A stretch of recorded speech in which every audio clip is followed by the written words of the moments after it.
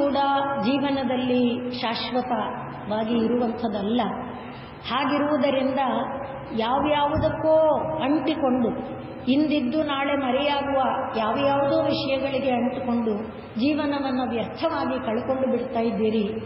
ಯಾವುದು ಶಾಶ್ವತನೋ, ಯಾವುದನ್ನು ಹಿಡ್ಕೊಂಡ್ರೆ ಸಮಸ್ತವೂ ನಮ್ಮದಾಗುತ್ತೋ, ಯಾವುದೊಂದನ್ನು ಪಡೆಯೋದ್ರಿಂದ ಜೀವನದ ಸರ್ವಸ್ವವೂ, ಅದನ್ನೇ ಗೀತಾಚಾರ್ಯ ಹೇಳುವಾಗ ಯಜ್ಞಾತ್ವಾ ನೇಹ ಭೂಯೋನ್ಯತ್ ಜ್ಞಾತವ್ಯಂ ಅವಶಿಷ್ಯತೆ ಅಂತಾನೆ. ಅಂಥ ಯಾವ ಒಂದನ್ನು ಪಡೆದರೆ ಮತ್ತೆ ಇನ್ನೇನು ಪಡಿಬೇಕಾದಿಲ್ಲವೋ ಅಂತಹ ಪರಮಾತ್ಮನ ನಾಮವನ್ನು ನಾಲಿಗೆಯಲ್ಲಿ ತಗೊಳ್ಳಿಪ್ಪ. ಹೇ ಮರ್ತ್ಯಾಹ ಪರಮಂ ಹಿತಂ ಶೃಣುತ. ನಿಮಗೆ ಪರಮಹಿತವಾದ ವಿಚಾರ ಹೇಳ್ತಿದ್ದೀನಪ್ಪ. ಯಾವ್ಯಾವುದೋ ವಿಚಾರಗಳಿದೆ, ಆ ವಿಚಾರಗಳನ್ನು ಕೇಳಿದಾಗ ಕ್ಷಣ ಮಾತ್ರಕ್ಕೆ ಹಿತ ಕೊಡಬಹುದು, ಆರೋಗ್ಯ ಕೊಡಬಹುದು, ಕ್ಷಣ ಮಾತ್ರಕ್ಕೆ ಸಂಪತ್ತನ್ನೂ ಕೊಡಬಹುದು. ಆದರೆ ಪರಮಹಿತ ಅನ್ನುವುದು ಒಂದೇ. ಅದು ಯಾರಿಗೇ ಆಗಿದ್ದರೂ ಕೂಡ, ಅಂದರೆ ಅದು ಪುರುಷ ಸ್ತ್ರೀ ಪಶು ಪಕ್ಷಿ ಪ್ರಾಣಿ ಯಾರೂ ಲೆಕ್ಕ ಅಲ್ಲ, ಎಲ್ಲರಿಗೂ ಕೂಡ ಪರಮಹಿತ ಅನ್ನುವುದು ಒಂದೇ.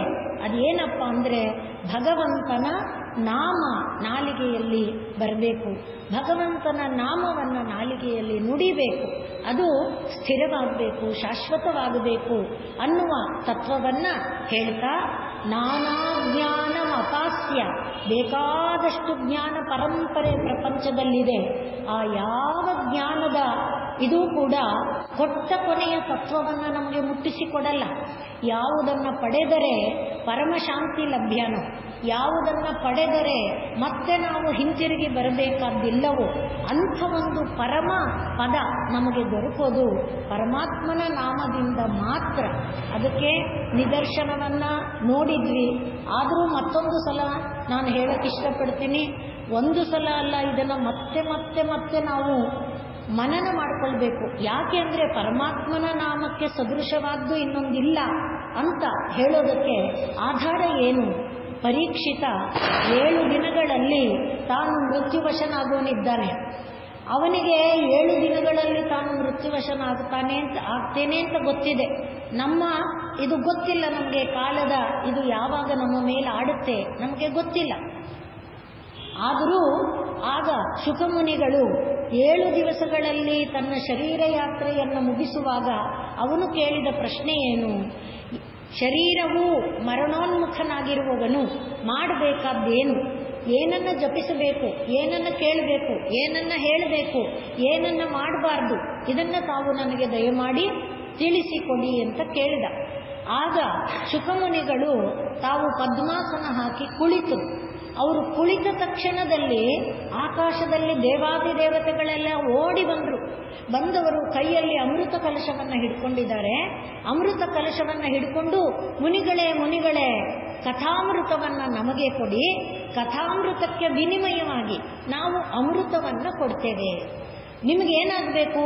ಇವನು ಅಮೃತನಾಗಬೇಕು. ಪರೀಕ್ಷಿತ ಮರಣೋನ್ಮುಖನಾಗಿದ್ದಾನೆ, ಅವನು ಅಮೃತನಾಗಬೇಕು. ನಮ್ಮ ಹತ್ರ ಅಮೃತ ಇದೆ, ನಾವು ಅಮೃತವನ್ನು ಕೊಡ್ತೇವೆ. ಆ ಅಮೃತಕ್ಕೆ ಕಥಾಮೃತವನ್ನು ವಿನಿಮಯ ಮಾಡಿ ಅಂದಾಗ ಶುಕಮುನಿಗಳು ಹೇಳ್ತಾರೆ, ಅಪ್ಪ ನಿಮ್ಮ ಅಮೃತ ಎಲ್ಲಿ, ಕಥಾಮೃತ ಎಲ್ಲಿ? ಕಥಾಮೃತವನ್ನು ಹೇಳ್ತಾರೆ. ಕಥಾಮೃತವನ್ನು ಒಂದು ತಕ್ಕಡಿಯ ತಟ್ಟೆಯಲ್ಲಿಟ್ಟು ಬ್ರಹ್ಮ ಏನೇನೋ ಎಲ್ಲ ತಂದು ತುಂಬುದನಂತೆ. ಆದರೆ ಕಥಾಮೃತದ ತಕ್ಕಡಿ ಮೇಲೇಳಲೇ ಇಲ್ಲ, ಅದು ಕೆಳಗಡೆನೆ ಕೂತಿದೆ. ಇದು ಮಾತ್ರ ತಟ್ಟೆಯಲ್ಲಿ ಏರ್ತಾ ಹೋಯ್ತು. ಅಂದರೆ ಅಷ್ಟು ಪವಿತ್ರತಮವಾದದ್ದು ಕಥಾಮೃತ. ಕಥಾಮೃತಕ್ಕೆ ಸದೃಶವಾದದ್ದು ಅದೇನು ಕಥಾಮೃತ? ಭಗವಂತನ ನಾಮ.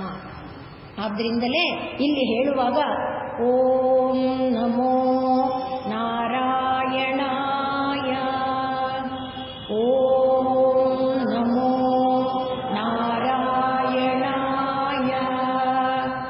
ಓಂ ನಮೋ ನಾರಾಯಣಾಯ, ಓಂ ನಮೋ ನಾರಾಯಣಾಯ, ಓಂ ನಮೋ ನಾರಾಯಣಾಯ.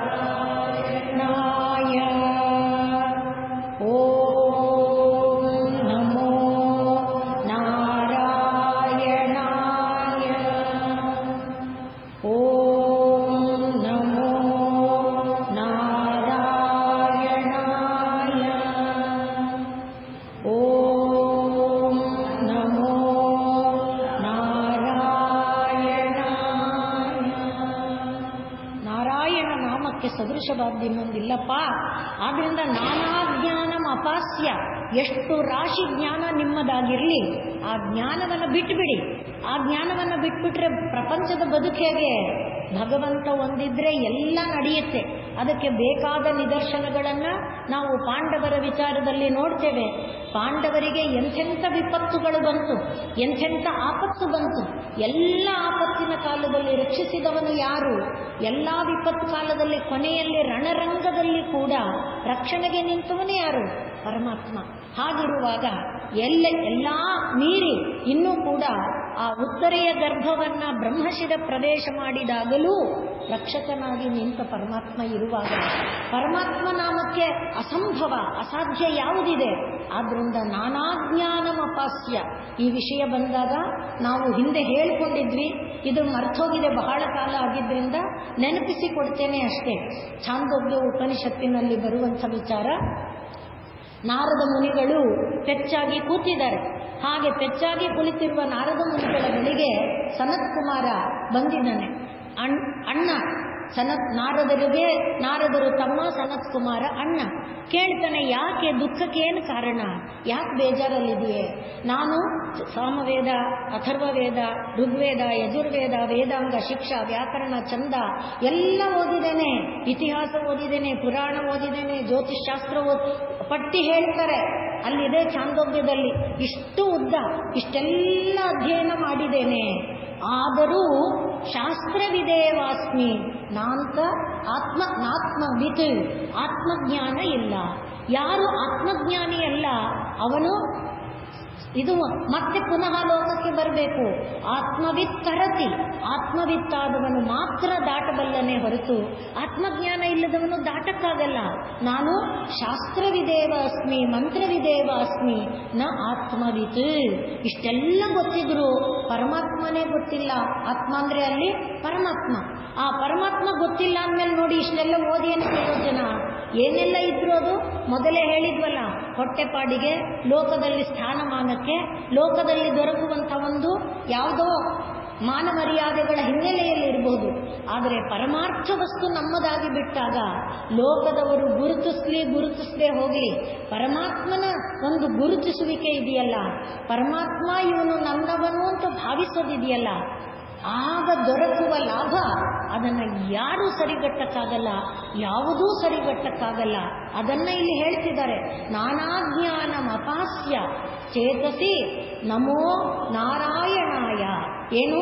ಪ್ರಣವ ಸಹಿತಂ, ಪ್ರಣಾಮ ಸಹಿತಂ, ಪ್ರಣವ ಸಪ್ರಣವಂ ಓಂಕಾರ, ಪ್ರಣಾಮ ಸಹಿತಂ ನಮಃ. ಅದರಿಂದ ಓಂ ನಮೋ ನಾರಾಯಣಾಯ ಎಂಬುದಾಗಿ ಹೇಳ್ತಾ ಇದ್ರೆ ಸಾಕಪ್ಪ. ಅದಕ್ಕೂ ಕೂಡ ನಾವು ಕಾಣುವಂಥ ಒಂದು ಫಲ ಏನು ಅಂತ ಕೇಳಿದ್ರೆ, ಗುರುಗಳ ಮನೆಯಲ್ಲಿ, ಸಾಂದೀಪಿನಿ ಗುರುಗಳ ಮನೆಯಲ್ಲಿ ವಿದ್ಯಾಭ್ಯಾಸಕ್ಕೆ ಕುಳಿತಿದ್ದಾನೆ. ಇವನು ವಿದ್ಯೆ ಕಲಿಯುವ ರೀತಿಯನ್ನು ನೋಡಿನೇ ತಾಯಿಗೆ ಗೊತ್ತಾಗ್ಬಿಡ್ತು, ಅಬ್ಬಾ ಇವನು ಸಾಧಾರಣನಲ್ಲ. ಆದ್ರಿಂದ ಇವನಿಂದ ಗುರುದಕ್ಷಿಣೆಯಾಗಿ, ಗುರುಗಳಿಗೆ ಗುರುದಕ್ಷಿಣೆಯ ಅಪೇಕ್ಷೆ ಇಲ್ಲ.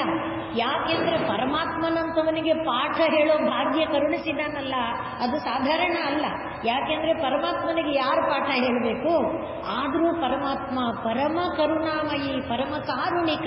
ಲೋಕಕ್ಕೆ ಒಂದು ಆದರ್ಶ ಕೊಡಬೇಕು, ಅವನ ನಡೆಯನ್ನ ಲೋಕ ನಡೆಯುತ್ತೆ.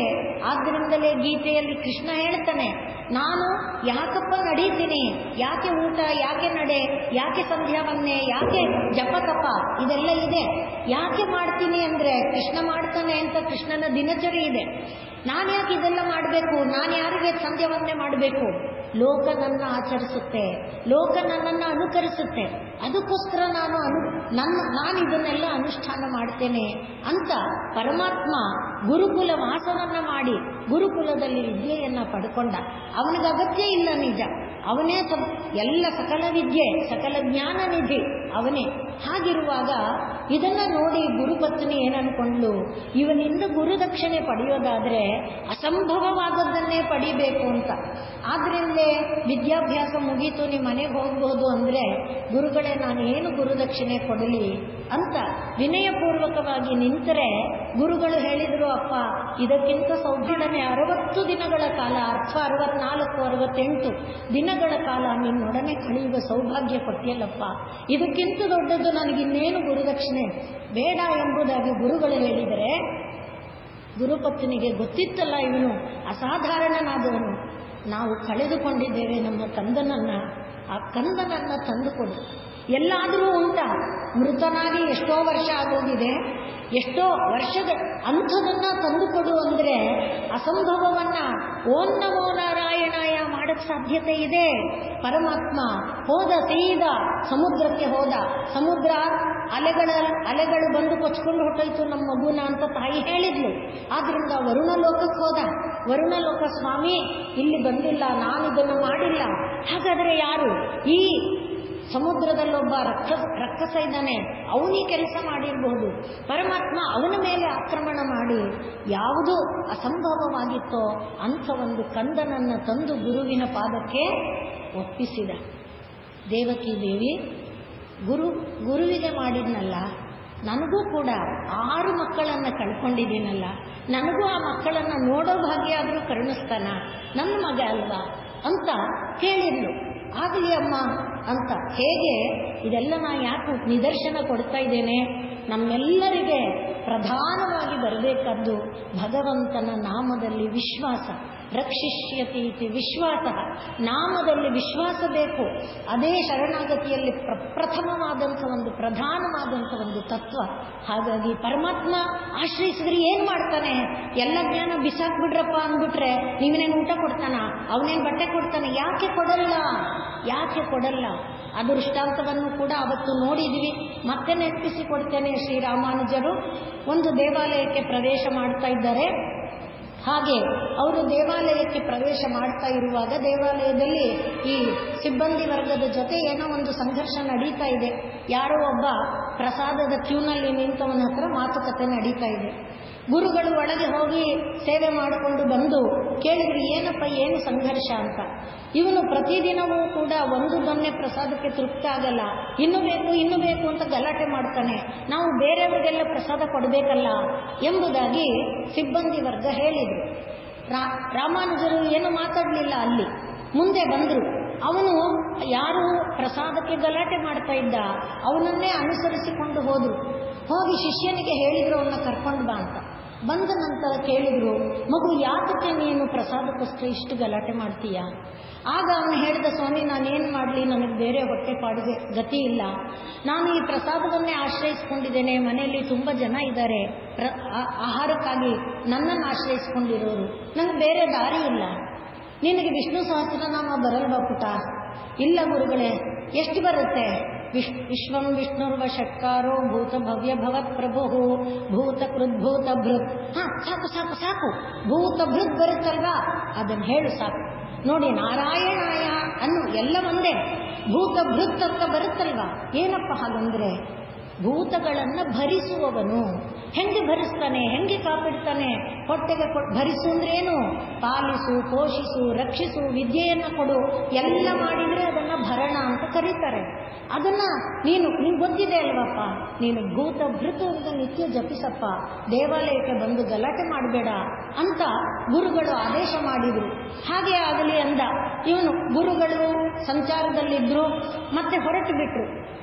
ಎಷ್ಟೋ ಕಾಲ ಕಳೆದು ಮತ್ತೆ ಸಂಚಾರ ಮಾಡ್ತಾ ಅದೇ ಊರಿಗೆ ಬರಬೇಕಾಯ್ತು, ಅದೇ ದೇವಾಲಯಕ್ಕೆ ಬರಬೇಕಾಯ್ತು.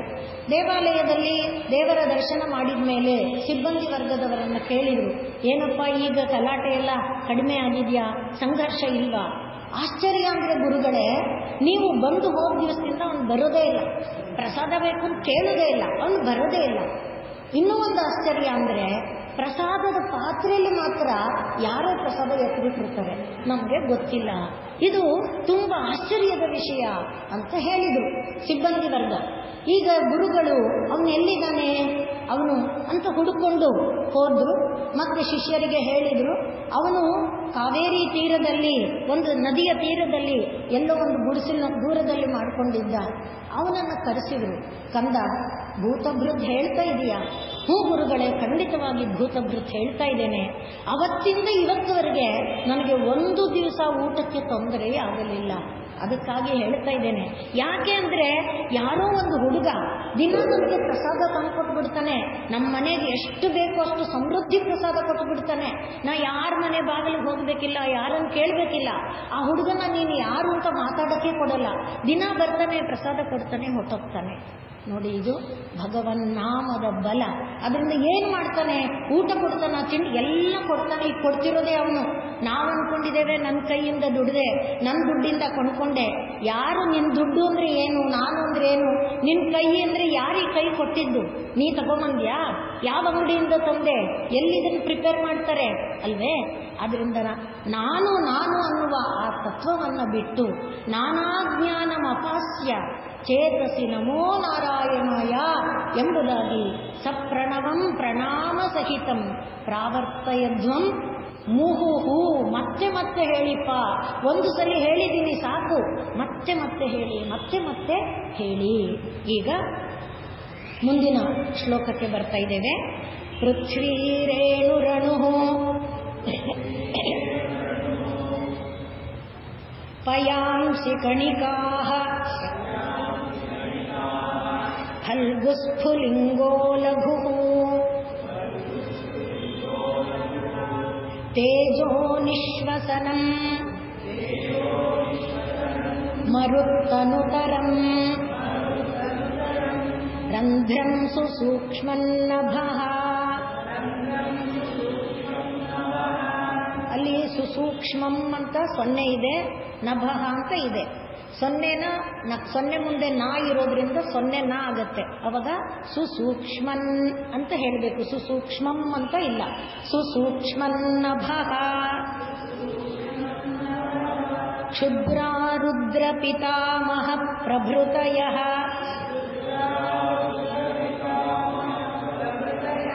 ಕೀಟಾಃ ಸಮಸ್ತಾಃ ಸುರಾಃ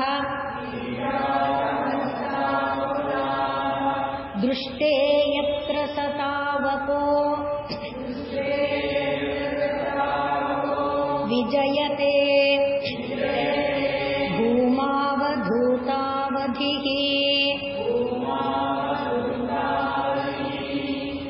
ಈ ಒಂದು ಶ್ಲೋಕದ ವಿಷಯದಲ್ಲಿ ತುಂಬ ಜನರಲ್ಲಿ ಭಿನ್ನಾಭಿಪ್ರಾಯಗಳಿದೆ. ಇದರಲ್ಲಿ ರುದ್ರನನ್ನ ಕ್ಷುದ್ರ ಅಂದ್ಬಿಟ್ಟಿದ್ದಾರೆ ಅಂತ ಶಿವನ ಕಡೆಯವರು, ಶಿವನ ಭಕ್ತರು ಇದನ್ನ ಹೇಳಿರುವಂಥ ಗುರುನು ಕೂಡ ಅಂದುಬಿಡ್ತಾರೆ. ಅಲ್ಲಿ ಗುರುವಿನ ಮಾತೆ ಆಡಿದರೆ ಗುರುವಿನ ಬಗ್ಗೆ ಅದು ನಮಗೆ ದೋಷ ಅಷ್ಟೇ. ಯಾವ ಗುರುವಾದವನು ಕೂಡ ಅಂಥ ಮಾತನ್ನ ಹೇಳದು ಅಲ್ಲ. ಇಲ್ಲಿ ಯಾವುದನ್ನ ತೋರಿಸ್ತಾ ಇದ್ದಾರೆ ಅನ್ನುವುದಕ್ಕೆ ಮೊದಲು ನಮ್ಮ ಮನಸ್ಸಿನೊಳಗೆ ಪರಮಾತ್ಮನ ಸ್ವರೂಪವನ್ನು ನಾವು ಚಿತ್ರಣ ಮಾಡಿಕೊಳ್ಬೇಕು. ಪರಮಾತ್ಮ ಅಂದರೆ ಏನು? ಪರಮ ಅಂದರೆ ಏನು? ಅಲ್ಟಿಮೇಟ್ ಅಂತ. ಅಲ್ಟಿಮೇಟ್ ಅಂದಮೇಲೆ ಏನು? ಅಲ್ಟಿಮೇಟ್ ಆದಮೇಲೆ ಇನ್ನೊಂದು ಗೆರೆ ಇದೆಯಾ? ಇದ್ರೆ ಅದನ್ನು ಅಲ್ಟಿಮೇಟ್ ಅಂತಾರ? ಇದ್ರೆ ಪೆನಲ್ಟಿಮೇಟ್ ಅಂತಾರೆ ಅಲ್ವೇ? ಅಲ್ಟಿಮೇಟ್ ಅಂದರೆ ಲಾಸ್ಟ್ ಆಗೋಯ್ತು ಅಂತ. ಯಾವುದು ಪರಮ? ಆ ಪರಮ ಅನ್ನುವುದನ್ನ ಉಪನಿಷತ್ತುಗಳು ಭೂಮಾ ಎಂಬ ಶಬ್ದದಿಂದ ಹೇಳುತ್ತೆ. ಯಾವುದೊಂದನ್ನ ನಾವು ಭಾವಿಸಿದರೆ, ಜ್ಞಾನವಾಗಲಿ, ವಿದ್ಯೆಯಾಗಲಿ, ಐಶ್ವರ್ಯವಾಗಲಿ, ಕೀರ್ತಿಯಾಗಲಿ, ಯಾವುದೇ ವಿಷಯದಲ್ಲಿ ಕೊಟ್ಟ ಕೊನೆ ಯಾವುದೋ ಅದೇ ಪರಮ ಆತ್ಮ. ಆದ್ದರಿಂದಲೇ ಆ ಪರಮಾತ್ಮನ ಒಂದು ದಿವ್ಯ ರೂಪ, ಆ ವಿಶ್ವರೂಪವನ್ನು ಪರಮಾತ್ಮ ಅನೇಕ ಬಾರಿ ತೋರಿಸಿದ್ದಾನೆ. ತಾನು ಮಹಾಭಾರತದ ಕಾಲದಲ್ಲಿ, ಹಾಗೆ ತಾಯಿ ಯಶೋದೆಗೆ ಬಾಯಿಯಲ್ಲಿ ತಾನು ತೋರಿದಂಥ ಅದ್ಭುತವಾದ ರೂಪ ಇದೆಯಲ್ಲ, ತಾಯಿ ತನ್ನ ಇರುವುದೇ ಪುಟ್ಟು ಕಂದ ಬಾಯಿ ತೆರೆದರೆ ಬಾಯೊಳಗೆ ಕಂಡಿದ್ದು ಅಖಂಡ ಬ್ರಹ್ಮಾಂಡ. ಆ ಅಖಂಡ ಬ್ರಹ್ಮಾಂಡದ ಒಳಗಡೆ ಏನು ಕಾಣ್ತಾ ಇದೆ? ಗೋಕುಲ ಕಾಣ್ತಾ ಇದೆ. ಗೋಕುಲದಲ್ಲಿ ಕಾಣಿಸ್ತಾ ಇದೆ. ಹೀಗೆ ಮಾಡ್ತೀಯ ಅಂತ ಕಣ್ಣಿಷ್ಟೆಲ್ಲ ಅರಳಿಸಿ ಕೋಪ ಮಾಡಿ ಬೈತಾರೆ ಆ ಬ್ರಹ್ಮಾಂಡ. ಅದರೊಳಗೊಂದು ಬ್ರಹ್ಮಾಂಡ. ಅದು ಅದ್ಭುತ. ನೋಡ್ತಾ ತಾಯಿ ಜ್ಞಾನ ಶೂನ್ಯಳಾಗುವ ಸ್ಥಿತಿಗೆ ಬಂದು ಅಪ್ಪ ಪರಮ ಅದನ್ನು ನೋಡುವಾಗ ಹಾಗೆ ಚಿತ್ರವನ್ನು ಕಣ್ಣೊಳಗೆ ತಂದುಕೊಳ್ಳಿ. ಬ್ರಹ್ಮ ಯಾವನವನು? ಕೃಷ್ಣ. ನಾನಲ್ವಾ ವಸುದೇವ ದೇವಕಿಗೆ ಮಗನಾಗಿ ಮಾಡಿದ್ದು, ಅವನ್ಯಾರು ಕೃಷ್ಣ ಅಂತೆ. ಕೃಷ್ಣ ನಾನು ತೋರಿಸ್ತೇನೆ ನನ್ನ ಪ್ರಭಾವನ ಅಂತ ಏನು ಮಾಡ್ದ, ಎಲ್ಲ ಮಕ್ಕಳು ಕಾಡಿಗೆ ಬಂದಿದ್ದಾರೆ ಕರುಗಳನ್ನು ಕರ್ಕೊಂಡು. ಆ ಎಲ್ಲ ಮಕ್ಕಳನ್ನು ತಗೊಂಡು ಹೋಗಿ ಒಂದು ಗುಹೆಯಲ್ಲಿ ಹಾಕಿ ಗುಹೆಗೆ ಒಂದು ಕಲ್ಲು ಬಂಡೆ ಮುಚ್ಚಿದ. ಇನ್ನೊಂದು ಗುಹೆಗೆ ಹೋದ, ಎಲ್ಲ ಕರುಗಳನ್ನು ತಗೊಂಡು ಹೋಗಿ ಹಾಕಿ ಗುಹೆ ಬಾಗಿಲು ಮುಚ್ಚಿದ. ಈಗ ತನ್ನ ಕೆಲಸ ಆಯಿತು. ಅದೇನು ಮಾಡ್ತಾನ ಕೃಷ್ಣ ನೋಡ್ತೀನಿ, ನಾರಾಯಣಾಯಾಗೂ ಇದು ಅನ್ವಯ ಆಗತ್ತೆ, ಏನು ಮಾಡ್ತಾನೆ ನೋಡ್ತೀನಿ ಅಂತ ತನ್ನ ಲೋಕಕ್ಕೆ ಹೋದ. ತನ್ನ ಇಷ್ಟು ನಡೆಯೋದಕ್ಕೆ 1 ವರ್ಷ ಬೇಕು. ಅಂದರೆ ಬ್ರಹ್ಮನ ಲೋಕದ ಗತಿ ಇದೆಯಲ್ಲ, ಹಾಗೆ ಅವನು ಬ್ರಹ್ಮಲೋಕಕ್ಕೆ ಹೋದರೆ ಬ್ರಹ್ಮಲೋಕದವರು ಅವನನ್ನು ಒಳಗೆ ಬಿಡಲಿಲ್ಲ.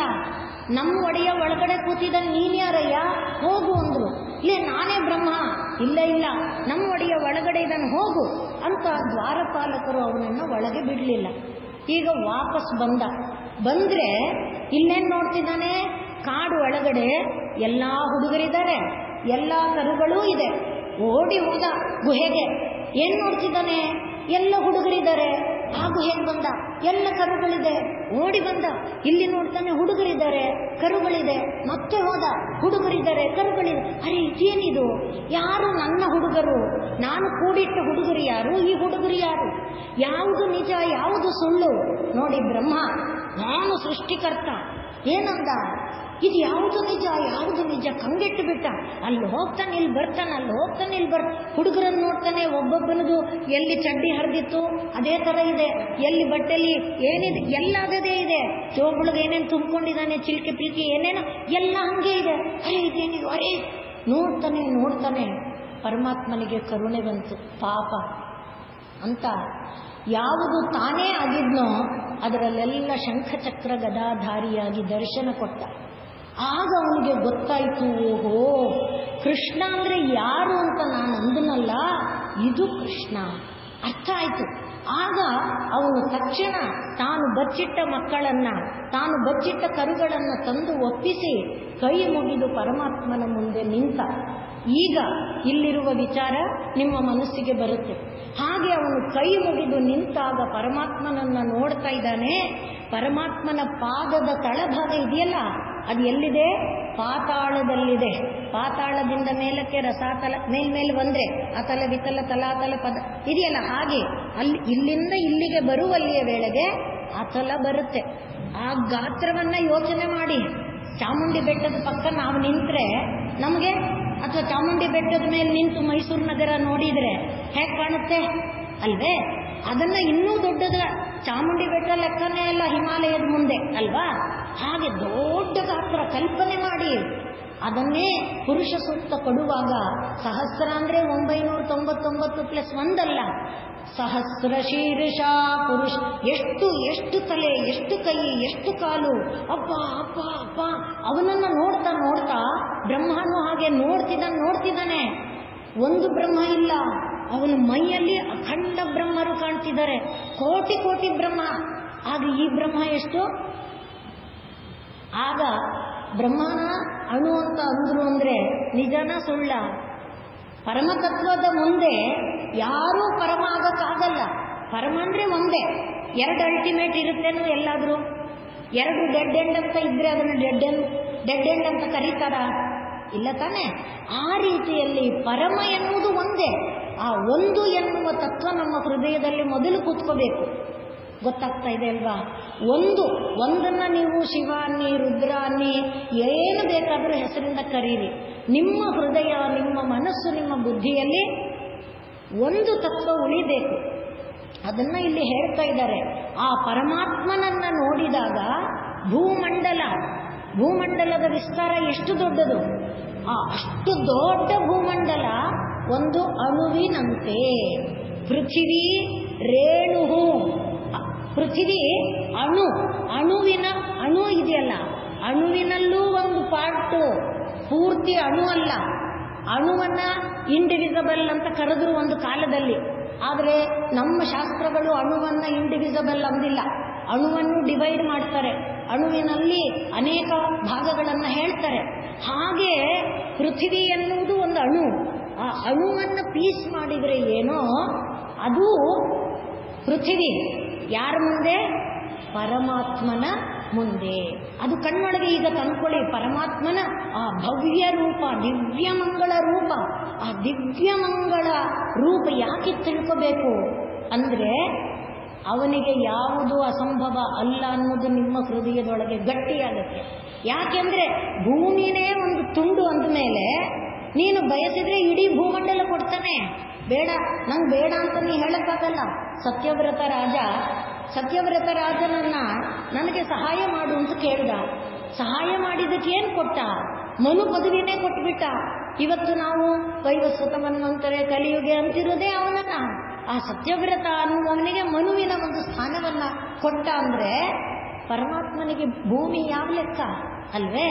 ಒಂದು ಯುಗ, 4 ಯುಗ ಅಂದ್ರೆ 4,32,000 ವರ್ಷ. 4,32,000 ವರ್ಷ ಕೃತ, ತ್ರೇತ, ದ್ವಾಪರ, ಕಲಿ. ಅಂಥದ್ದು 71 ಸಲಿಡ್ ಟರ್ನ್ ಆಗೋವರೆಗೆ ಒಬ್ಬ ಇರ್ತಾನೆ ಅಂದ್ರೆ, ಅಂಥ ಆಯುಷನ್ನೊಬ್ಬ ಕೊಡ್ತಾನೆ ಅಂದ್ರೆ ಕಣ್ಣೊಳಗೆ ಚಿತ್ರ ಬರುತ್ತಾ? ಆ ಸಂಖ್ಯೆನ ಕಲ್ಪನೆ ಮಾಡುವುದೇ ನಮಗೆ ಅದನ್ನ ಇಲ್ಲಿ ಹೇಳ್ತಿದ್ದಾರೆ. ಪೃಥಿವೀ ಅಣುಹು ರೇಣುಹು.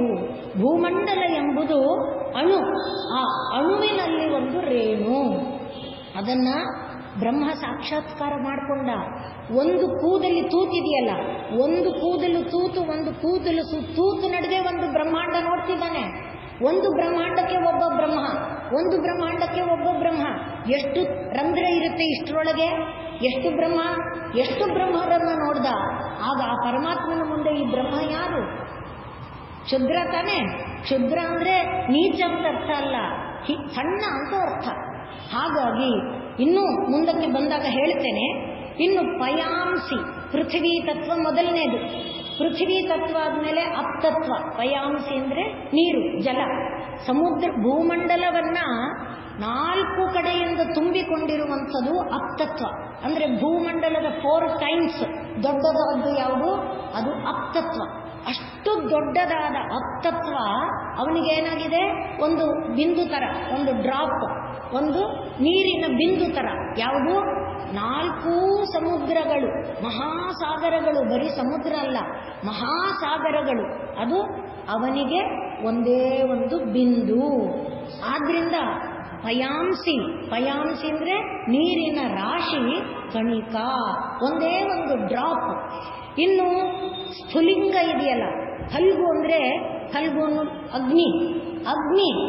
ಅಗ್ನಿಯ ಒಂದು ಶಕ್ತಿ ಏನು ಅಂದ್ರೆ ಎಲ್ಲನ ಭಸ್ಮ ಮಾಡಾಕ್ಬಿಡುತ್ತೆ. ಅಂಥ ಪ್ರಬಲವಾದ ಶಕ್ತಿ ಇರುವುದು ಅಗ್ನಿ. ಆ ಅಗ್ನಿ ಒಂದು ಬಿಟ್ರೆ ಸಾಕು, ಪ್ರಳಯ ಕಾಲದಲ್ಲಿ ಎಲ್ಲ ನುಂಗಾಕ್ಬಿಡುತ್ತೆ. ನಾನು ನೋಡ್ತಾನೆ ಹಸಿ ಮರಗಳನ್ನೇ ತಿಂದಾಕತ್ತೆ. ಕಾಂಡವವನ್ನ ನೋಡಿದ್ದೇವೆ. ಅಷ್ಟು ಶಕ್ತಿಯುತವಾದ ಅಗ್ನಿ. ಒಂದು ಕಿಡಿ, ಒಂದೇ ಒಂದು ಕಿಡಿ. ಇದು ಸ್ಫುಲಿಂಗ ಅಂತ ಹೇಳಿದ್ರೆ ಕಿಡಿ. ಫಲ್ಗು ಸ್ಫುಲಿಂಗ. ಅದು ಏನು ಲಘು ಸ್ಫುಲಿಂಗ, ದೊಡ್ಡ ಕಿಡಿನೂ ಅಲ್ಲ. ಯಜ್ಞ ವೇದಿಕೆಯಲ್ಲಿ ಹವಿಸರ್ಪಿಸ್ತಾ ಇರುವಾಗ ಕಿಡಿ ಹಾರ್ ಬರುತ್ತೆ, ಒಂದು ಬಿದ್ರೆ ಒಂದು ಚುಚ್ಚುರ ಅನ್ನುತ್ತೆ. ಅಷ್ಟೂ ಅಲ್ಲ, ಲಘು ಸಣ್ಣ ಕಿಡಿ. ಲಘು ಸ್ಫುಲಿಂಗ. ಸ್ಫುಲಿಂಗ ಅಂದ್ರೆ ಕಿಡಿ, ಲಘು ಅಂದ್ರೆ ಪುಟ್ಟ ಕಿಡಿ. ಇನ್ನು ತೇಜಸ್ತತ್ವ ಇದೆಯಲ್ಲ, ಅದು ಯಾವುದು? ಫಲ್ಗು ಸ್ಫುಲಿಂಗ ಲಘು. ತೇಜಸ್ ಅನ್ನೋದು ಅಗ್ನಿ ತತ್ವ. ಹಾಗೆ ಪೃಥ್ವಿ, ಅಪು, ತೇಜೋ ಆಯಿತು. ಈಗ ವಾಯುತತ್ವ ಅಂದ್ರೆ ಅದು ಮತ್ತೆ ಹಾಗೆ ನಾವು ನೋಡಿದ್ದೇವೆ. ಸಮುದ್ರದ ಮೇಲೆ ಬಂದಂತ ವಾಯು, ಬಿರುಗಾಳಿ, ಸುಂಟರ ಗಾಳಿ ಏನ್ ಮಾಡುತ್ತೆ? ಭೀಕರವಾದ ಮೋಡಗಳನ್ನು ತರಿಸಿ ನಗರನೇ ಮುಳುಗಿಸುವಂತೆ ಕೊಚ್ಚಿ ಹಾಕುವ ಮಳೆಯನ್ನು ತರುತ್ತೆ. ಅಂಥ ಗಾಳಿ ಇದೆಯಲ್ಲ, ಆ ಗಾಳಿ ಒಂದು ಉಸಿರು. ನಾವು ಉಸಿರನ್ನು ಹೀಗಿಟ್ಕೊಂಡ್ರೆ ನಮ್ಮ ಬೆರಳು ಅಲ್ಲಾಡಲ್ಲ ಅಲ್ವೇ? ಅಲ್ಲಾಡುತ್ತಾ ಉಸಿರಾಡುವಾಗ? ಅವನದು ಅಂದ್ರೆ ಅಷ್ಟು ದೊಡ್ಡ ಗಾಳಿ ಇದೆಯಲ್ಲ, ಅದು ಅವನ ಉಸಿರು ಮಾತ್ರ. ಅದನ್ನ ಹೇಳ್ತಾ ಇದ್ದಾರೆ. ಮರುತ್ತಂದ್ರೆ ಗಾಳಿ. ಮರುತ್ತುಗಳು ಮತ್ತೆ 49 ಜನ ಮರುತ್ತಿನಲ್ಲಿ 49 ಇದ್ದಾರೆ. ಅವರೆಲ್ಲರೂ ಶ್ವಸನಂ ನಿಶ್ವಸನಂ, ಅವನ ಉಸಿರು ಮಾತ್ರ ನಿಶ್ವಸನಂ. ಇನ್ನು ಆಕಾಶ, ಇದೆಲ್ಲ ನಿಮ್ಮ ಕಣ್ಣಿಗೆ ಗೊತ್ತಾಗುತ್ತೋ ಇಲ್ವೋ? ಆಕಾಶ ಅಂತೂ ಕಾಣುತ್ತೆ. ಆಕಾಶ ಎಲ್ಲಿ ಶುರುವಾಯಿತು, ಎಲ್ಲಿ ಕೊನೆಯಾಯಿತು? ನಾವು ನಿಂತ ಜಾಗದಲ್ಲಿ ಹೊರಗಡೆ ನಿಂತರೆ ನಾವು ಎಷ್ಟೆತ್ರ ನೋಡ್ತೀವಿ, ಅಲ್ಲಿಯೇ ಆರಂಭ ಆಯಿತು, ಅಲ್ಲಿ ಎಂಡಾಯಿತು ಅನ್ಬೋದು. ಆದರೆ ನಿಜವಾಗಿ ಆರಂಭ ಎಂಡಾಯ್ತಾ? ಇಲ್ಲ ತಾನೆ. ಅಷ್ಟು ಆಕಾಶ ಏನೇನನ್ನು ಹೊತ್ಕೊಂಡಿದೆ. ಒಂದು ಸೌರಮಂಡಲ ಅಲ್ಲ, ಭಾರತದಲ್ಲಿ ಸೌರಮಂಡಲ ಅಂದರೆ ಸೂರ್ಯನ ಸುತ್ತುವಂಥ ಗ್ರಹಗಳು ಯಾವುದು 9 ಗ್ರಹಗಳನ್ನು ಹೇಳ್ತೇವಲ್ಲ, ಅಂಥ ಸೌರಮಂಡಲ 12 ಸೌರಮಂಡಲ ಇದೆ ಅಂತ ಭಾರತದಲ್ಲಿ ಹೇಳ್ತಾರೆ. ಇನ್ನು ವಿಜ್ಞಾನಿಗಳು ಕೆಲವನ್ನು ಕಂಡುಹಿಡಿದಿದ್ದಾರೆ, ಕೆಲವನ್ನು ಕಂಡುಹಿಡಿಯೋದ್ರಲ್ಲಿದ್ದಾರೆ. ಒಟ್ಟು ಆಕಾಶ ಕಾಯ ಇದೆಯಲ್ಲ, ಅದನ್ನು ಭಾಗವತದಲ್ಲಿ ವರ್ಣನೆ ಮಾಡ್ತಾರೆ. ಪರಮಾತ್ಮನ ಶಿಶುಮಾರ ರೂಪ ಅಂತ ಕರೀತಾರೆ. ಆ ಪರಮಾತ್ಮನ ಶರೀರದ ಒಳಗೆ ಎಲ್ಲೆಲ್ಲಿ ಯಾವ ಯಾವ ನಕ್ಷತ್ರ ಇದೆ, ಯಾವುದು ಬಲಗಡೆಯಿಂದ ಬರ್ತಾ ಇದೆ, ಯಾವುದು ಎಡಗಡೆಯಿಂದ ಬರ್ತಾ ಇದೆ, ಯಾವುದು ಒಳಗಡೆಯಿಂದ ಮೇಲಕ್ಕೆ ಹೋಗಿ ಹೀಗೆ ಸುತ್ತು ಎಲ್ಲವನ್ನ ವರ್ಣಿಸ್ತಾರೆ. ಪ್ರತಿಯೊಂದು ನಕ್ಷತ್ರ ಅಶ್ವಿನಿ, ಭರಣಿ, ಕೃತ್ ಇಷ್ಟೆಲ್ಲ ಬರೀ ಅಷ್ಟೇ ನಕ್ಷತ್ರ ಇದೆಯಾ? ಆಕಾಶದಲ್ಲಿ ತಲೆ ಎತ್ತಿದ್ರೆ ನಕ್ಷತ್ರ ಎಣಿಸಕ್ಕಾಗಲ್ಲ. ಕೋಟಿ ಕೋಟಿ ಸಂಖ್ಯೆ ನಕ್ಷತ್ರ. ಒಂದು ನಕ್ಷತ್ರ ಒಂದು ಸೌರಮಂಡಲಕ್ಕಿಂತ ದೊಡ್ಡದಿದೆಯಂತೆ. ದೂರ ಇರೋದ್ರಿಂದ ನಮಗೆ ಇಷ್ಟು ಕಾಣುತ್ತಷ್ಟೇ. ಕಲ್ಪನೆ ಮಾಡಿಕೊಳ್ಳೋ ಪ್ರಯತ್ನ ಮಾಡಿ. ಅಷ್ಟು ದೊಡ್ಡ ಗಾತ್ರದ, ಅಷ್ಟನ್ನೆಲ್ಲ ಹೊತ್ತಿದೆ ಯಾವುದು? ಆಕಾಶ. ಅದು ಪರಮಾತ್ಮನಿಗೊಂದು ತೂತಂತೆ, ಒಂದು ತೂತು. ಆದ್ರಿಂದ ಹೇಳ್ತಾ ಇದ್ದಾರೆ, ಅದು ಏನು? ಸುಸೂಕ್ಷ್ಮಂ ನಭಃ. ನಭಃ ಆಕಾಶ ಎಂಬುದು ಸುಸೂಕ್ಷ್ಮಂ ರಂಧ್ರಂ, ಒಂದು ಸಣ್ಣ ತೂತು. ಸುಸೂಕ್ಷ್ಮಂ ರಂಧ್ರಂ. ಹೀಗೆ ಇರುವಾಗ ಈಗ ಇದಿಷ್ಟು ನಾವು ನೋಡಿದ್ದು ಎಲ್ಲಿಂದ? ಪರಮಾತ್ಮ ಸೃಷ್ಟಿ ಮಾಡುವುದಕ್ಕೆ ಹೊರಟ. ಅವರು ಹೇಳಿದ್ರು ಇದರೊಳಗೆ ಎಷ್ಟು ವೇದಾಂತ ತತ್ವ ಇದೆ ಅನ್ನೋ ಆರಂಭ ಮಾಡಿದಾಗ, ಪರಮಾತ್ಮ ಸೃಷ್ಟಿ ಮಾಡುವುದಕ್ಕೆ ಹೊರಟಾಗ ಅವನ ಸಂಕಲ್ಪದಿಂದ ಹೊರಬಂದವಳು ತಾಯಿ. ಅವಳ ಒಂದು ಸಂಕಲ್ಪದಿಂದ ಸತ್ವರದ ಸ್ತಮೋಗುಣಗಳು, ಸತ್ವದಿಂದ ಜ್ಞಾನ, ಅದರಿಂದ ಮುಂದಕ್ಕೆ ರಜಸ್ತತ್ವ, ರಜಸ್ತತ್ವದಿಂದ ಅಹಂ ಎನ್ನುವ ತತ್ವ, ಅಹಂನಲ್ಲಿ ವೈಕಾರಿಕ, ತೈಜಸ, ತಾಮಸ, ವೈಕಾರಿಕದಿಂದ ಪಂಚಭೂತಗಳು, ಭೂತಗಳ ಅಧಿದೇವತೆಗಳು ಅಂದಾಗ ಇಂದ್ರ, ವರುಣ, ರುದ್ರ ಇವರೆಲ್ಲರೂ. ಈಗ ಹೇಳಿ, ಅದು ಚಿಕ್ಕದು ಅನ್ಬೇಕು ದೊಡ್ಡದು ಅನ್ಬೇಕು? ಚಿಕ್ಕದನ್ನ ಚಿಕ್ಕದು ಅಂದ್ರೆ ತಪ್ಪು ಅಂತಾರ ಯಾರಾದ್ರೂ? ನಾನು ದೊಡ್ಡವನು ಅಂತ ಸಣ್ಣ ಪಾಪು ಹೇಳ್ಬೋದು. ಆದ್ರೆ ಇದರಲ್ಲಿ ದೋಷ ಏನಿದೆ? ಯಾವುದನ್ನ ರುದ್ರ ಅಂತ ಕರೀತಾ ಇದ್ದಾರೆ? ನಮ್ಮ ಶರೀರದ ಒಳಗೆ 11 ಜಾಗದಲ್ಲಿ ರುದ್ರ ಇದ್ದಾನೆ. ರುದ್ರನ ಸ್ಥಾನಗಳಿದೆ. ನಮ್ಮ ಹೃದಯ ಮೊದಲನೆಯ ಜಾಗ, ಅಲ್ಲಿಂದ ಹಿಡಿದು 10 ಜಾಗಗಳಲ್ಲಿ ರುದ್ರ ವಾಸ ಮಾಡ್ತಿದ್ದಾನೆ. ಈಗ ನಮ್ಮ ಇಡೀ ಶರೀರದಲ್ಲಿ, ಇಷ್ಟು ದೊಡ್ಡ ಶರೀರದಲ್ಲಿ ಹೃದಯ ಎಷ್ಟಿದೆ? ಆಗ ರುದ್ರ ಎಷ್ಟಿದ್ದಾನೆ ಹೇಳ್ಬೇಕು ತಾನೆ? ಆದ್ರಿಂದ ಈಗ ಇದರಲ್ಲಿ ದೋಷ ಏನಿದೆ ಅನ್ನೋದನ್ನ ಯೋಚನೆ ಮಾಡಬೇಕು. ದೋಷ ನೋಡುವ ಕಣ್ಣಿನಲ್ಲಿ ಸಣ್ಣತನ ಇದೆಯೇ ಹೊರತು ಆಚಾರ್ಯರು ಅದನ್ನು ಹೇಳಿಲ್ಲ. ಹಾಗೆ ಹೇಳಿದ್ರೆ ಅವರು ಆಚಾರ್ಯರಾಗಕ್ಕೆ ಸಾಧ್ಯನೇ ಇಲ್ಲ, ಖಂಡಿತ ಆಗಕ್ಕಾಗಲ್ಲ. ಇದು ಸೃಷ್ಟಿಯ ಒಂದು ವಿಕಾಸದಲ್ಲಿ ಬಂದಂಥ ಒಂದು ರೂಪ. ವೈಕಾರಿಕ ತತ್ವ ಬಂದಾಗ ವೈಕಾರಿಕ ಅಹಮ್ಮಿಂದ ಸೃಷ್ಟಿ ವಿಕಾಸ ಆಯಿತು. ಬಂದವರು ಅಧಿದೇವತೆಗಳು, ಇಂದ್ರ, ವರುಣ, ಯಮ ಇತ್ಯಾದಿ ಎಲ್ಲ ಅಧಿದೇವತೆಗಳು ಬಂದರು. ಇಂದ್ರ ಇಲ್ಲಿ ವಾಸ ಮಾಡ್ತಾ ಇದ್ದಾನೆ, ವರುಣ ನಾಲಿಗೆಯಲ್ಲಿ ವಾಸ ಮಾಡ್ತಾ ಇದ್ದಾನೆ, ಮುಖದೊಳಗೆ ಅಗ್ನಿ ವಾಸ ಮಾಡ್ತಾ ಇದ್ದಾನೆ, ಕಣ್ಣೊಳಗೆ ಸೂರ್ಯ ವಾಸ ಮಾಡ್ತಿದ್ದಾನೆ, ಮೂಗೊಳಗೆ ಅಶ್ವಿನಿ ದೇವತೆಗಳು ವಾಸ, ನಮ್ಮೊಳಗುವೆ ಇದೆಲ್ಲ ಆಗ ಇವರನ್ನೆಲ್ಲ ಚಿಕ್ಕವರನ್ಬೇಕೋ ದೊಡ್ಡವರನ್ಬೇಕೋ? ಕ್ಷುದ್ರ ಅಂದಾಗ ಚಿಕ್ಕವರು. ಯಾರ ಮುಂದೆ? ಪರಮನ ಮುಂದೆ. ಅಷ್ಟು ದೊಡ್ಡದಾದಂತಹ ತತ್ವ. ಅದನ್ನು ಹೇಳ್ತಿದ್ದಾರೆ ನೋಡಿ. ಸುಮ್ಮನೆ ನೀವು ರುದ್ರನನ್ನ ನೋಡಿದರೆ, ಸುಮ್ಮನೆ ಇಂದ್ರನನ್ನ ನೋಡಿದರೆ ಏನು ಅಗ್ನಿಷ್ಟೋಮ ಏನು ಸರ್ಗಕಾಮೋ ಜ್ಯೋತಿಷ್ಠೋಮೇನ ಯಜೇತ ಅಗ್ನಿಶೋಮಿಯೋ ಪಶುಮಾಲ ಭೇತ ಹೀಗೆಲ್ಲ ಹೇಳಿದಾಗ ಇಂದ್ರನೇ ದೊಡ್ಡವನು, ಇಂದ್ರನ ಲೋಕನೇ ದೊಡ್ಡದು. ಆದರೆ ಇಲ್ಲಿ ಹೇಳ್ತಿದ್ದಾರೆ ಈ ಪಾಯಿಂಟ್, ಅದನ್ನ ಫಸ್ಟ್ ಇಟ್ಕೊಳ್ಬೇಕು. ದೃಷ್ಟೇ ಯತ್ರ ತಾವಕ. ಆ ಪರಮಾತ್ಮನನ್ನ ನೀನು ಕಂಡಿಯಾ? ಪರಮಾತ್ಮನನ್ನ ಕಂಡಿಲ್ಲ ಅಲ್ಲಿವರೆಗೆ ಎಲ್ಲರೂ ದೊಡ್ಡವರೇ, ನಾನೇ ದೊಡ್ಡವನು, ನನಗಿಂತನ, ನಾನೀ ಮನೆಗೆ ಬಾಸ್ ಅಲ್ವೇ, ನಾನೇ ದೊಡ್ಡವನು. ಆದರೆ ಪರಮಾತ್ಮನನ್ನ ಕಂಡಾಗ ದೃಷ್ಟೇ, ಆ ಪರಮಾತ್ಮನನ್ನ ಕಂಡ ನಂತರ ಎಲ್ಲರೂ ಚಿಕ್ಕವರೇ, ಎಲ್ಲರೂ ದುರ್ಬಲರೇ, ಎಲ್ಲರೂ ಬಲಹೀನರೇ. ಬ್ರಹ್ಮನನ್ನ ಅದಕ್ಕೆ ಆರಂಭನ ದೃಷ್ಟಾಂತ ತೋರಿಸಿದ್ದು. ಬ್ರಹ್ಮ ನಾನು ಅಂತ ಬಂದ, ಏನಿತ್ತು ಅವನ ಬಲ? ಪರಮಾತ್ಮನ ಮುಂದೆ ಅವನ ಬಲ ಏನೂ ಇಲ್ವೇ, ದುರ್ಬಲ. ಆದ್ದರಿಂದ ಇಲ್ಲಿ ಹೇಳ್ತಾ ಇದ್ದಾರೆ, ದೃಷ್ಟೇ ಯತ್ರ, ಯಾವ ಪರಮಾತ್ಮ ತತ್ವವನ್ನು ಕಂಡರೆ ಪೃಥ್ವಿಯು ಅಣುರೇಣುವೋ, ಪೃಥ್ವಿಯು ಒಂದು ಅಣುವಿನ ಒಂದು ತುಂಡು, ಹಾಗೆ ಪಯಾಂಸಿ ನೀರಿನ ಭಾಗ ಸಮುದ್ರ, ರಾಶಿ ಸಮುದ್ರ ಒಂದು ಕಣಿಕ ಬಿಂದುವೋ, ಎಲ್ಲ ಜಾಗಕ್ಕೆ ದೃಷ್ಟೇ ಎತ್ತರ ಸೇರಿಸಬೇಕು. ಯಾವ ಪರಮಾತ್ಮನನ್ನ ಕಂಡಾಗ ಅಖಂಡ ಭೂಮಂಡಲವು ಒಂದು ಅಣುವಿನ ತುಂಡು, ಎ ಪಾರ್ಟ್ ಆಫ್ ಆಟಮ್, ಆ ಥರ ಪಾರ್ಟ್ ಆಫ್ ಅನ್ ಆಟಮ್, ಒಂದು ಅಣುವಿನ ಒಂದು ತುಂಡು, ಹಾಗೆ ಮಹಾಸಾಗರಗಳ ರಾಶಿ ಒಂದು ಬಿಂದು ಹನಿಯೋ. ಯಾವ ಪರಮಾತ್ಮನನ್ನ ಕಂಡಾಗ ತೇಜಸ್ಸೆಂಬ ಮಹಾತತ್ವವು ಒಂದು ಸ್ಫುಲಿಂಗ, ಸಣ್ಣ ಒಂದು ಬೆಂಕಿಯ ಕಿಡಿಯಾಗಿ ಉಳಿಯಿತು. ಹಾಗೆ ಮರುತು, ಆ ಯಾವ ಪರಮಾತ್ಮನನ್ನ ಕಂಡಾಗ ಇಡೀ ವಿಶ್ವಾಂಡ ಬ್ರಹ್ಮಾಂಡಗಳನ್ನು ನಡುಗಿಸಿ ಬಿಡುವ, ಹಾಗೆ ಆಕಾಶದಲ್ಲಿರುವ ನಕ್ಷತ್ರ ಕಾಯಗಳು ತಮ್ಮ ತಮ್ಮ ಗತಿಯಲ್ಲಿ ಬಿಗಿಯಾಗಿರೋದಕ್ಕೂ ಈ ವಾಯು ಕಾರಣ ಇದೆ. ವಾಯುಮಂಡಲವನ್ನು ನಮ್ಮಲ್ಲಿ ಹೇಳ್ತಾರೆ, ಆವಹ, ವಿವಹ, ಸಂವಹ, ಪರಿವಾಹ, ಹೀಗೆ ವಾಯುಗಳಿದ್ದಾರೆ. ಅವರೆಲ್ಲರೂ ಬಿಗಿ ಹಿಡಿದಿಟ್ಟಿದ್ದಾರೆ. ಇಲ್ಲದಿದ್ರೆ ಒಬ್ರಿಗೊಬ್ರು ಡಿಕ್ಕಿ ಹೊಡೆಯೋದು ಎಷ್ಟು ನಿಮಿಷ. ಅಂಥ ಒಂದು ವಾಯು ಇವನಿಗೆ ಒಂದು ನಿಶ್ವಸಿತ.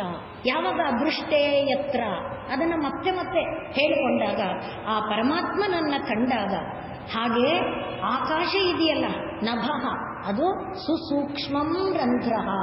ಆಕಾಶ ಎಂಬುದು ಒಂದು ಸಣ್ಣ ರಂಧ್ರ, ಒಂದು ಸಣ್ಣ ತೂತು. ಅದೇ ರೀತಿಯಲ್ಲಿ ಇವುಗಳ ತತ್ವ ಅಂದರೆ ಪೃಥ್ವಿ, ಅಪು, ತೇಜೋ, ವಾಯು, ಆಕಾಶಗಳ ತತ್ವ ಅಧಿದೇವತೆಗಳಿದ್ದಾರಲ್ಲ, ಆ ಅಧಿದೇವತೆಗಳಾಗಿರುವಂಥ ರುದ್ರ, ಪಿತಾಮಹ ಅಂದರೆ ಬ್ರಹ್ಮ, ಹಾಗೆ ಇದೇ ಮೊದಲಾದ ರುದ್ರ, ಪಿತಾಮಹ, ಪ್ರಭೃತಯ, ರುದ್ರ ಬ್ರಹ್ಮ ಮೊದಲಾದಂಥ, ಬರೀ ರುದ್ರನ್ನೇ ಹೇಳಲಿಲ್ಲ, ಬ್ರಹ್ಮನೂ ಹೇಳಿದ್ರಲ್ಲ. ಆದ್ದರಿಂದ ಎಲ್ಲರೂ ಕೂಡ ಸಣ್ಣ ಕೀಟಗಳ ತರಹ. ಕೀಟಗಳಿಗೆ ಹೀಗೆ ಹೊಸ್ಕಿದ್ರೆ ಜೀವನ ಮುಗಿದೋಯ್ತು. ಹಾಗೆ ಪರಮಾತ್ಮ ಸಂಕಲ್ಪ ಮಾಡಿದರೆ ಆಯಿತು. ನಾಳೆ ದಿವಸ ಯಾರು ಬ್ರಹ್ಮನಾಗ್ತಾನೆ? ಹನುಮಂತ ಬ್ರಹ್ಮನಾಗ್ತಾನೆ. ನಾಳೆ ಯಾರು ಬ್ರಹ್ಮನಾಗ್ತಾನೆ? ಬಲಿಯ ಯಾರು ತಲೆ ಕೊಟ್ಟಿದ್ದ ಅವನು ಬ್ರಹ್ಮನಾಗ್ತಾನೆ. ಅಂದರೆ ಪರಮಾತ್ಮ ಸಂಕಲ್ಪ ಮಾಡಿದರೆ ಬ್ರಹ್ಮನ ಸೀಟಿಂದ ಎಳೆದಾಗ್ತಾನೆಲ್ಲ, ನೀ ಇಳಿಯೋ ಅಂತ. ಆ ದೃಷ್ಟಿನಲ್ಲಿ ನಾವು ನೋಡಿದಾಗ ಪರಬ್ರಹ್ಮನ ಮುಂದೆ ದೃಷ್ಟೇ ಯತ್ರ, ಆ ಪರಾತ್ಪರ ವಸ್ತುವನ್ನ ಕಂಡಾಗ ಏನಿದೆ, ಅದರಿಂದ ಜೀವನದಲ್ಲಿ ಏನು ಕಾಣಬೇಕು?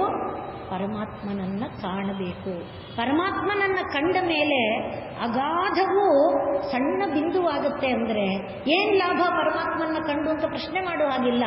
ಅದಕ್ಕಾಗಿ ಹೇಳ್ತಾ ಇದ್ದಾರೆ, ದೃಷ್ಟೇ, ಅದನ್ನ ಕಂಡರೆ, ಸತಾವಕೋ ವಿಜಯತೆ ಭೂಮ ಅವಧೂತಾವಧಿ, ನಿಷ್ಕಲ್ಮಶವಾದ ಪಾರ ಇಲ್ಲದ ಆ ಒಂದು ಪರತತ್ವ ಇದೆಯಲ್ಲ, ಆ ಪರತತ್ವವನ್ನು ನಾವು ಕಾಣಬೇಕು. ಆ ಪರತತ್ವಕ್ಕೆ ವಿಜಯವಾಗಲಿ. ಪರತತ್ವವು ವಿಜಯವನ್ನ ಹೊಂದುತ್ತದೆ, ವಿಜಯಿಸುತ್ತದೆ, ಜಯಿಸುತ್ತದೆ.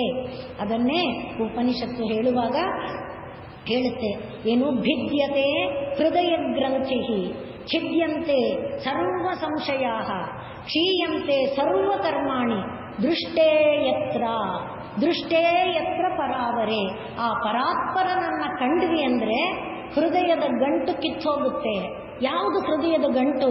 ಈಗ ಹೇಳಿದ್ವಲ್ಲ, ಯಾವುದು? ಅಹಂ ಅನ್ನುವ ತತ್ವ. ಅದೇ ಹೃದಯದ ಗಂಟು. ಆ ಹೃದಯದ ಗಂಟು ಕಿತ್ತೋಗಕ್ಕೆ ನಾನು 1000 ಪ್ರಯತ್ನ ಮಾಡಿದರೆ ಆಗಲ್ಲ, ಭಗವಂತನ ಕೃಪೆ ಇದ್ದರೆ ಮಾತ್ರ. ಆದ್ದರಿಂದ ಹೇಳ್ತಾ ಇದ್ದಾರೆ, ಆ ದೃಷ್ಟೇ ಯತ್ರ ಪರಾವರೆ ಭಿದ್ಯತೆ ಹೃದಯ ಗ್ರಂಥಿ. ಇನ್ನು ಹಾಗಾಗ್ಬಿಡುತ್ತಾ, ಹೀಗಾಗ್ಬಿಡುತ್ತಾ, ಅದೇನು ಇದೇನು ಅಂತ ಪ್ರಶ್ನೆ ಮಾಡ್ತಿರಲ್ಲ, ಎಲ್ಲ ಸಂಶಯ ಕತ್ತರಿಸಿ ಹೋಗುತ್ತೆ. ಅಷ್ಟೇ ಅಲ್ಲ, ಜನ್ಮ ಜನ್ಮಗಳಿಂದ ಪಾಪಗಳ ರಾಶಿ, ಕರ್ಮ ರಾಶಿ ಕೂಡಿ ಕೂಡಿ ಇಟ್ಕೊಂಡ್ಬಂದಿದ್ದೇವೆ. ಕೂಡಿಟ್ಟುಕೊಂಡಿರುವ ಕರ್ಮಗಳು ಎಷ್ಟು ಜನ್ಮ ಕೊಡುತ್ತೋ ಏನೋ ಈ ಶರೀರ ಆದಮೇಲೆ. ಆದರೆ ಅದೆಲ್ಲ ಅವನನ್ನು ಕಂಡ್ರೆ ಭಸ್ಮ. ತೀನಿಲ್ ತೂಷಾಹುಂ, ನೋಡಿದ ತಕ್ಷಣದಲ್ಲಿ ಸುಟ್ಟು ಭಸ್ಮ. ಯಾವ ಕರ್ಮ, ಯಾವ ಪಾಪ ಉಳಿಯೋದಿಲ್ಲ. ಅಂಥ ಪರಮಾತ್ಮ, ಅವನನ್ನು ನೋಡಬೇಕು ಅಂತ ಬಯಸಬೇಕೇ ಹೊರತು, ನಾನು ಅದು ನೋಡಿಲ್ಲ, ನಾನು ಇದು ನೋಡಿಲ್ಲ, ನಾನು ಅಮೇರಿಕಾ ಟೂರ್ ಹೋಗಿಲ್ಲ, ಯುರೋಪ್ ಟೂರ್ ಹೊಡ್ಕೊಂಡು ಬಂದ್ಬಿಡ್ತೀನಿ, ಹೇಗೂ ₹1,00,000 ಇದೆ ನನ್ನ ಹತ್ರ, ಈ ರೀತಿಯಲ್ಲಿ ಯೋಚನೆ ಮಾಡಿದೆ. ದೃಷ್ಟೇ ಯತ್ರ ಪರಾವರೇ. ಅದನ್ನ ಇಲ್ಲಿ ಹೇಳ್ತಾ ಇದ್ದಾರೆ. ಅದನ್ನೇ ಗೀತೆಯಲ್ಲಿ ಕೂಡ ಕೃಷ್ಣ ಹೇಳಿದ್ದೇನು, ನಾವು ಹೃದಯ ಗ್ರಂಥಿ ಅಂದ್ರಲ್ಲ, ಹೃದಯ ಗ್ರಂಥಿ ಅಂದ್ರೆ ನೋಡಬೇಕು, ಕೇಳಬೇಕು, ಹೋಗಬೇಕು, ಮಾಡಬೇಕು, ತಿನ್ನಬೇಕು, ಅನ್ಬೇಕು, ಕುಸ್ತಿ ಮಾಡಬೇಕು, ಎಲ್ಲ ನನಗೆ ಸೀಟ್ ಬೇಕು, ನಂದೇ ಸಿಂಹಾಸನ ಆಗಬೇಕು, ಇದೆಲ್ಲ ವಿಷಯ. ಅಂದ್ರೆ ಈಗ ಏನು ಹೇಳಿದ್ವಿ, ಪೃಥ್ವಿ ಅಪ್ಪು ತೇಜೋ ವಾಯು ಆಕಾಶ, ಅದು ಏನು ಶಬ್ದ ಸ್ಪರ್ಶ ರಸ ಗಂಧ. ಆದ್ರಿಂದ ಇದನ್ನ ವಿಷಯ ಅಂತ ಕರೀತಾರೆ. ಪೃಥ್ವಿಗೆ ಸಂಬಂಧಪಟ್ಟದ್ದು ಗಂಧ, ಜಲಕ್ಕೆ ಸಂಬಂಧಪಟ್ಟದ್ದು ರಸ, ತೇಜಸ್ಸಿಗೆ ಸಂಬಂಧಪಟ್ಟದ್ದು ರೂಪ, ಶಬ್ದ ಸ್ಪರ್ಶ ರೂಪ ಆಯಿತು. ಸ್ಪರ್ಶ ಎನ್ನುವುದು ವಾಯುವಿಗೆ ಸಂಬಂಧಪಟ್ಟದ್ದು, ಆಕಾಶಕ್ಕೆ ಸಂಬಂಧಪಟ್ಟದ್ದು ಶಬ್ದ. ಹಾಗೆ ಈ ಎಲ್ಲ ತತ್ವಗಳೇ ವಿಷಯ. ಅದೇ ನಮ್ಮ ಹೃದಯಕ್ಕೆ ಗ್ರಂಥಿ. ಯಾಕೆ? ನೋಡಬೇಕು, ಹೋಗಬೇಕು, ಕೇಳಬೇಕು, ಮಾಡಬೇಕು, ಬೇಕು ಬೇಕು. ಹೃದಯದ ಗಂಟು ಮತ್ತೆ ಮತ್ತೆ ಜನ್ಮ ಕೊಡ್ತಾನೇ ಇರುತ್ತೆ. ಆ ಜನ್ಮ ಬೇಡ ಅನ್ನೋದಾದರೆ ಗೀತಾಚಾರ್ಯ ಹೇಳ್ತಿದ್ದಾನೆ, ಪರಮಾತ್ಮನನ್ನು ಹಿಡ್ಕೋಪ್ಪ. ಆದ್ರಿಂದಲೇ ಮೊದಲು ಏನು ಹೇಳ್ತಾನೆ, ವಿಷಯ ವಿನಿವರ್ತಂತೆ ನಿರಾಹಾರಸ್ಯ ದೇಹಿನಃ. ಆ ದೇಹಿಯಾದವನಿಂದ ವಿಷಯಗಳು ಹೊರಗೆ ಬರಬೇಕಾದ್ರೆ ಮೊದಲು ವಿಷಯಕ್ಕೆ ಊಟ ಕೊಡಬಾರದು, ಕಣ್ಣಿಗೆ ರೂಪ ಕೊಡಬಾರದು, ಕಿವಿಗೆ ಶಬ್ದ ಬಾಗಿಲು ಮುಚ್ಚು, ಬಾಗಿಲು ಮುಚ್ಚು, ಬಾಗಿಲು ಮುಚ್ಚು, ಒಳಗಡೆ ನೋಡು, ಒಳಗಡೆ ತೆಗಿ, ಒಳಗಡೆ ತೆಗಿ, ಒಳಗಡೆ ತೆಗಿ. ಅದನ್ನು ಕಂಡೆಯ ಆಗ ರಸೋಪ್ಯಸ್ಯ ಪರಂ ದೃಷ್ಟ ನಿವರ್ತತೆ. ಯಾವುದೂ ಇಲ್ಲದಂಥ ಆ ಪರಾತ್ಪರ ವಸ್ತುವನ್ನು ಜೀವನದಲ್ಲಿ ನಾವು ಕಾಣಬೇಕು. ಅದನ್ನ ಹಿಡ್ಕೊಳ್ರಪ್ಪ, ಅದನ್ನ ಹಿಡ್ಕೊಳ್ಳಿ ಎನ್ನುವ ತತ್ವವನ್ನು ಇಲ್ಲಿ ಹೇಳ್ತಾ ಇದ್ದಾರೆ. ಪೃಥಿವೀರೇಣುರಣು ಪಯಾಂಸಿ ಕಣಿಕಾ